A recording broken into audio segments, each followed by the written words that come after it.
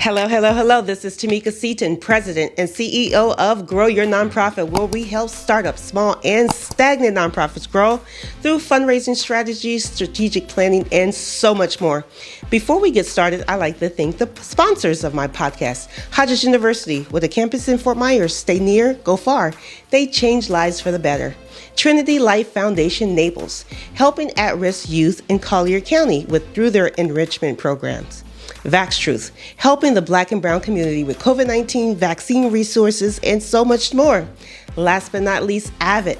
That stands for the Associations of Haitians Living Abroad. They just opened an amazing community resource center where they will help you with rental assistance, utilities, immigrations, and so much more. You gotta check it out. Today, guys, you are in for a treat. We have my special guest today, Randy. Hi, Randy. How are you? I'm well. How are you? I am so delighted that we finally got together to record this podcast because you are such an interesting guy. You have so much to offer. You're very knowledgeable. And most importantly, you're so energetic. Is that true? A little bit. Yeah. Just a little bit. But thank you for inviting me to this. Of course. Me. I'm so ecstatic to have you. I always think about, when I think about growing nonprofits, because as you know, we specialize in start small and stagnant nonprofits. So giving them different tools and resources to grow their nonprofit, think outside the box, focus on big picture items, and knowing when to outsource what particular services. So we were talking before we started this podcast, and you mentioned what you do in human resources, and you also serve on the board of Dr. Piper Center. So we're going to get into that. So first, let's start with you telling us a little bit about yourself. I am a very, very local guy to Southwest Florida. What does that mean? My family's been here since the mid 1800s. Oh, wow. So, yeah. How did your family survive here? Because there was nothing here. I have no idea. Wow. I really don't. Were they hunters and gatherers? They were farmers, cattle people. You know, they were farmers that eventually transitioned into cattle. So that's what they did down here. Okay, very interesting. Mm-hmm. And so then you came along. Tell us about your life, how you get started, and how you got started in the business you are in today. Well, I grew up down here, and there wasn't much going on, believe it or not, in Fort Myers in the 80s. And so I escaped to the military. Okay. I joined the Navy, and a year. I'm trying not to give too much away here, but but it was a long time ago. I joined the Navy. I was in there for 6 years. I served in Desert Shield and Desert Storm. And then when I returned to Lee County, there weren't a lot of jobs in the area that I specialized in the military. I specialized in advanced weapon systems. What does that mean? You know the big guns or the missiles on the ships? Okay. Yeah, I was the guy that cool. fixed them and fired them. So we did all the repairs on that kind of stuff. But there's really, that doesn't exist in the civilian world. So I fell in love with hospitality. Mm-hmm. And I did that for many, many, many years. And recently, in the last 8 years, I transitioned out of that and into working for Continuum HR, where I help a lot. But in the beginning, it was a lot of restaurants because that's what I spoke. I knew the secret handshakes. Interesting. All the things for restaurants. Let's stop. What is the restaurant secret handshake? Well, it's not really. I just say that. It's understanding, like you would with nonprofits. Right. It's sort of knowing the lingo, knowing the challenges that they face daily because you did it for so long. Yeah. You know what I mean? That, like, you know, if I walk into I can't think of a business now, but early on, you know, walking into a medical center, for instance, mm-hmm. I had to learn the different departments and how they paid people and how they did all this kind of, you know, their actual operations. Mm-hmm. I smooth transition right into restaurants in the beginning. Mm-hmm. So that's what I focused on, but I fell in love with that as well because it's, you know, businesses should really focus on what makes them money. Right. And if it's not making you money, and it's something you just have to do, then outsource it. Or if you don't feel like it's a strength of yours. So at Continuum, we do payroll, HR, risk management, all of that stuff for our clients. There's really large companies like ADP and Paychex out there that have a version of this, but we're more hands-on. We're more personal service. Like, we actually answer our phone. It's not a help ticket. It's that kind of thing. You know what I mean? And we're in Gateway. We're like local. Oh, wow. So, yeah. And, of course, when I met you at the Dr. Piper Center, thank you for coming, by the way. Yeah, of course. That was awesome. Of course. Actually, can I share a little story with you? Yeah. So as part of Grow Your Nonprofit consulting firm, we do have a lot of clients that we actually represent them on behalf. We go to events to represent our clients. So I was there actually representing one of my clients, Vax Truth. Oh, nice. Vax Truth was actually a sponsor for your Granny Cookout, Granny Get Down. The Granny Get Down. Yeah. So my client was a sponsor for that event. So Vax Truth was invited. So Vax Truth is one of my clients. So I went there on behalf that's great. of Vax Truth. And that's one of the services that I offer through Grow Your Nonprofit is they don't have all the board members. They don't have the setup. They don't have the staff. They're very limited. So they work with consultants for specific things such as community outreach. Like, I also manage their social media. So I was actually representing the client that night when I met you. Well, very nice. That's really cool. I didn't know that you did that, actually. Yeah. That's additional things. And running their social media, that's the outsourcing thing I was just talking about. So that's why I wanted to talk to you, because we do different things with our outsourcing, but we're doing the same thing. We're helping people. Right. Do the things they're not well versed in, and there's some risk in doing it sort of poorly. Exactly. And oftentimes I know nonprofits, they really have a tight budget, and they really need to be cognizant as to how they spend the money. And when they go out and get grants, the grantor is looking at how much is going towards administration, how much is going back to the programs and services. And we often overlook the importance of outsourcing so that you could focus on big picture items such as raising more money, donor stewardship, donor engagement, getting out there in the community, as we had discussed. And I think a lot of nonprofits need to run their nonprofit like a business and invest in certain vehicles so that they can grow. I've seen nonprofits that's been around for 10, 20 years, and they still have a small budget, say under $500,000, and the nonprofits who actually invest in outsourcing certain things and then hiring staff, they're the $1 million, $1 billion nonprofits. But still, sometimes you're limited by the mindset of your board of directors. Sure. So if we can get over ourselves and past that, a lot of more nonprofits will grow. Well, everything changes in the world now so quickly. It seemed like way back in the day, the 70s, the 80s, that it was like this slow, gradual change. Yeah. Now it seems like it changes every hour. I'm exaggerating to make a point, obviously, but you know what I'm saying. It just, what might have worked a few years ago doesn't necessarily work now, Right. And the board is so crucial that, like, the board members all serve a role, obviously. I'm a networking guy, you know what I mean? For my job, I like to attend events. I like to get out there. I like to do that thing.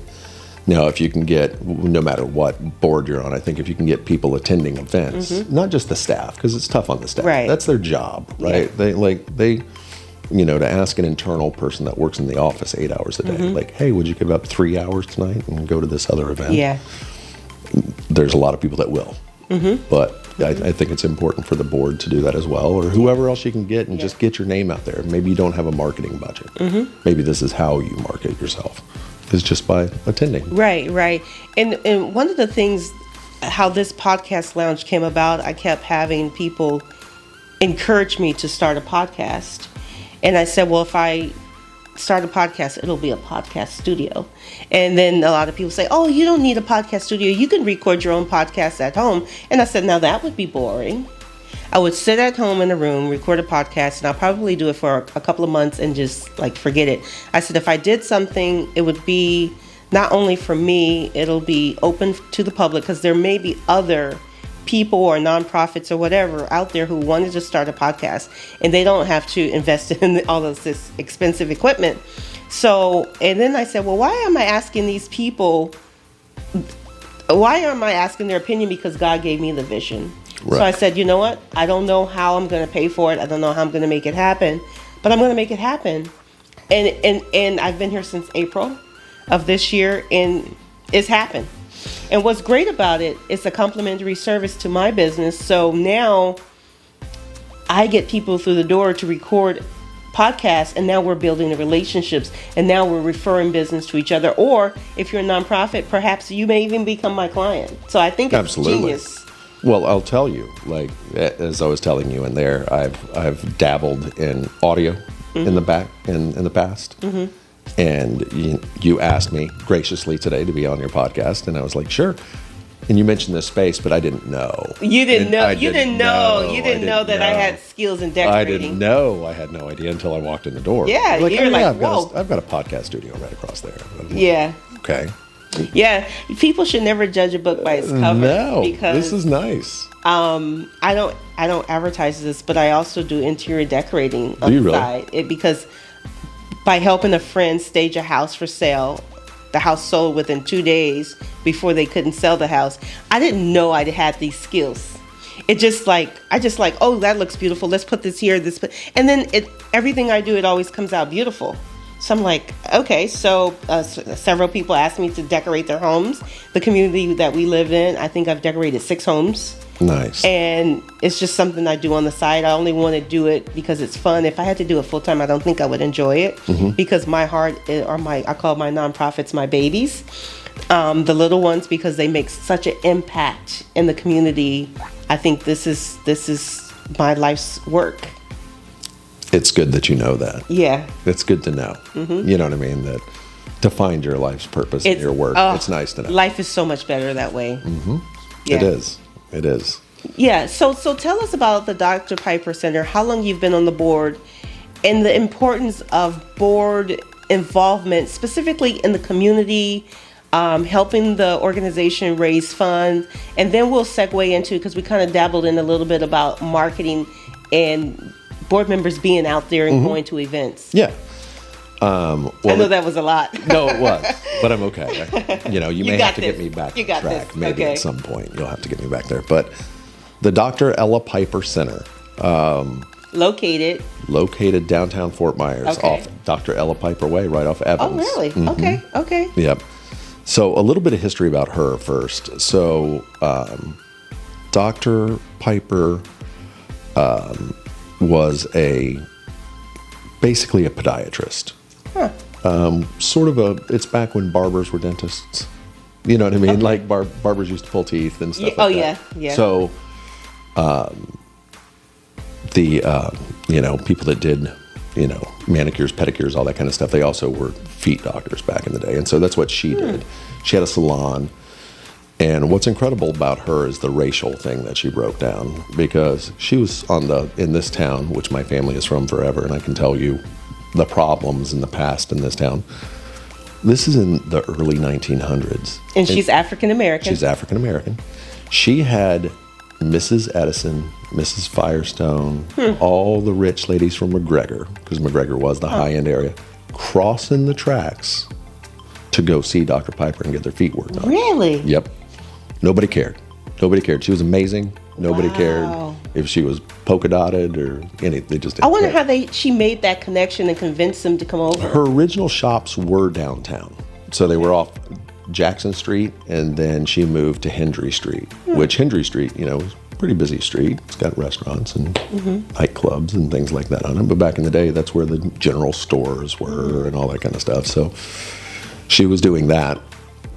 And and then she was an entrepreneur. She opened I think it was the first bottling plant in Fort Myers. I could be mistaken on that, but she opened her own bottling plant for sodas, Oh, wow. And she was just a go-getter. And then her mother had started a Christmas party in the Dunbar area downtown in 1915. And after her mother passed, Dr. Piper just kept it going, and it goes until today. So it's the longest running event, basically, Christmas event, and it's 107 years old this year. We've got over 600 kids that come through the Dr. Piper Center's house on Christmas Day to get toys and bikes and whatever they want.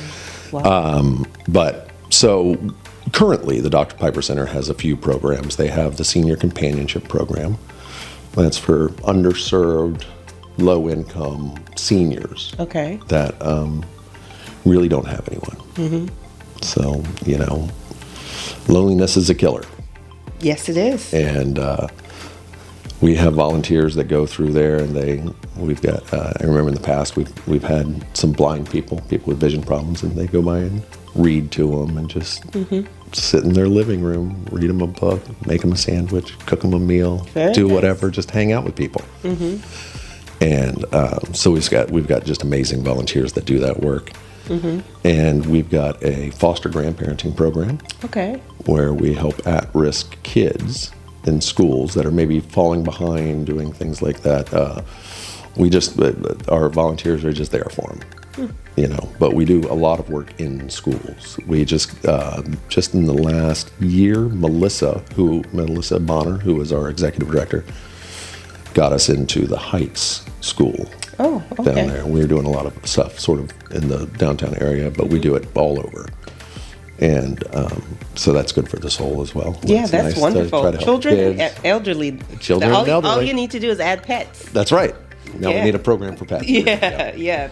And then we have another program, Faith in Action, which is we actually actively drive people to their doctor's appointments or people that need, that kind of service. But unlike other places that just drop them off sort of at the door, we walk in, we sit with you, we wait, It's not like you have to wait for the shuttle to show back up or anything. Oh, that's amazing. So when I first heard about the Dr. Piper Center, the thing that upset me the most is that I'm from here and I never heard about the Dr. Piper Center. Why do you think that you've never heard of it? I'm not sure. Of course, I came in. I was telling you, I sat by for a year and just waited, and then I started asking questions my second year on the board. Rome isn't built in a day, obviously. So some of these processes are a little slower, and budgetary constraints, like you were mentioning. But one of the things that I think you can do, and I've been remiss on this year, right? And I need to up my game personally on this as a board member, is attend more events. Right. If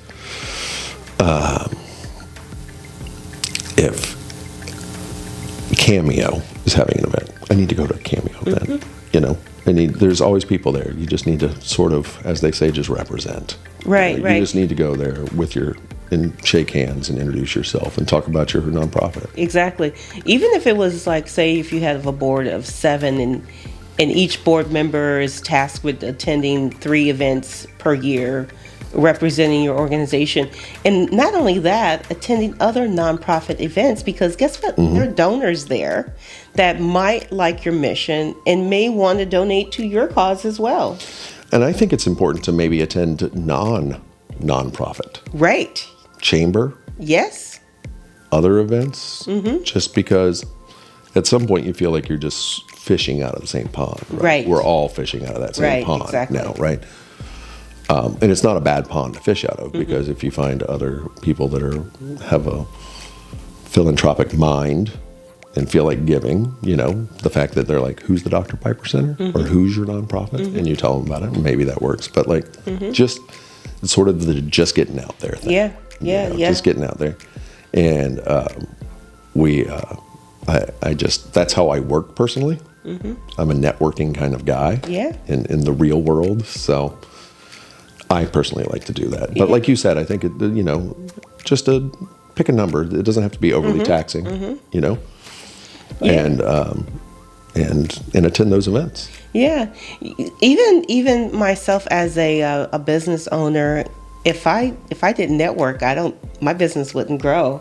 I remember someone I know had a pop-up shop where they sold jewelry and clothes and perfume and just little miscellaneous stuff. And really and truly, it was on a Sunday. I usually try not to do anything on Sunday, but I just went to support her. it resulted in a client. Now, who would have thought? Here I am at have a table, and it's all about nonprofit, just information. I'm not selling anything. And this lady comes up. She's like, well, I serve on the board of this organization, and we need you. And I gave her my card. Sure enough, she gave it to the executive director. The executive director called me, and they became a client. You just never know. You just never know. You never know. You never know. And hence, I mentioned that I was representing a client at the Dr. Piper holiday party. Mm-hmm. And of course, I met you. I also met Pastor Anderson and his wife, Lady Teresa. I actually just attended their church last Sunday. And so just by getting out there, you just don't know who you're going to connect with. Reverend Ricky Anderson. Yeah. He is a special guy. He is. He really is something else. Whoever's listening to this, I recommend you tracking him down and going to his church. Yeah, he's amazing. So, yes. He's good people. Good people. So before we wrap up our interview, please tell our audience how they could learn more information and to get involved with the Dr. Piper Center. If you have a website or telephone number specifically for people to learn more. drpipercenter.org. That's where you're going to get 99% of your information. Mm-hmm. Look on there. Attend one of our events. Our events are fun. We have like I said, the Christmas Day event. Mm-hmm. It's early Christmas morning, but if you really want to feel, I'm not joking, the Christmas spirit thing, it starts your Christmas off in a great way, because you just see these smiling kids rolling through and doing all that. But the website's probably the best way. All the contact information if you would like to donate or just get involved at any level, it's greatly appreciated. It really is. Okay. And I also wanted to take a second and thank you. You're welcome. For letting me talk about the nonprofit that I serve for. Sure. And getting it out there and talking a little bit more and learning more about what you do, which is a lot. Yeah. And your amazing podcast studio, which I was completely shocked by. Mm-hmm. That was cool. And I really appreciate it. Thank you. You're welcome. Guys, you heard it first. We had Randy here, the Dr. Piper Center. He's a board member. Board members are so important to nonprofits because it's really a matter of whether they grow or not, because ultimately the board members make decisions. Get involved with the Dr. Piper Center. They're doing amazing things. If you'd like to learn more about growing your nonprofit, reach out to me, Tamika Seaton, at 239-293-2009. Thank you.